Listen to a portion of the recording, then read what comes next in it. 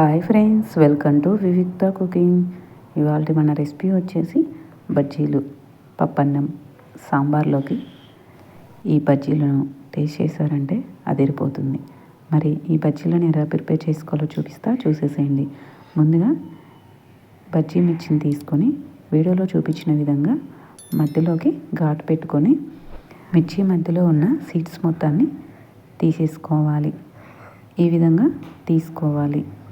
మిర్చీలన్నిటిని ఈ విధంగా ప్రిపేర్ చేసుకొని పక్కన ఉంచుకోవాలి. ఇప్పుడు ఒక చిన్న బౌల్లోకి నిమ్మకాయ సైజ్ అంతా చింతపండును యాడ్ చేసుకొని వాటర్ని యాడ్ చేసుకొని చింతపండుని నానబెట్టుకోవాలి. ఒక బౌల్ తీసుకొని 1 కప్పు శనగపిండిని యాడ్ చేసుకొని 2 టేబుల్ స్పూన్ల బియ్యం పిండిని యాడ్ చేసుకొని 1/2 టీ స్పూన్ వంట soda, 1/2 teaspoon salt, 1 teaspoon కారం, 1/2 టీ స్పూన్ పసుపుని యాడ్ చేసుకొని కొంచెంగా వాటర్ని యాడ్ చేసుకుంటూ మొత్తం కలిసే విధంగా కలుపుకోవాలి. వీడియోలో చూపించిన విధంగా కలుపుకొని పక్కన ఉంచుకోవాలి.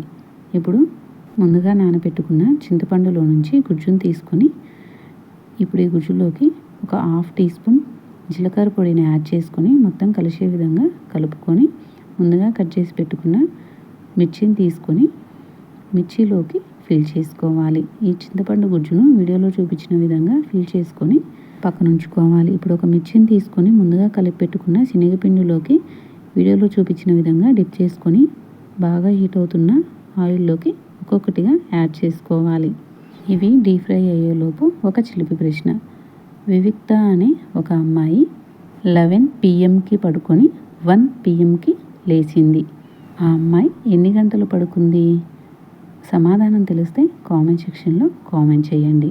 అలానే ఈ రెసిపీని ట్రై చేసి ఎలా కుదిరిందో కామెంట్ సెక్షన్లో తెలపడం మర్చిపోకండి.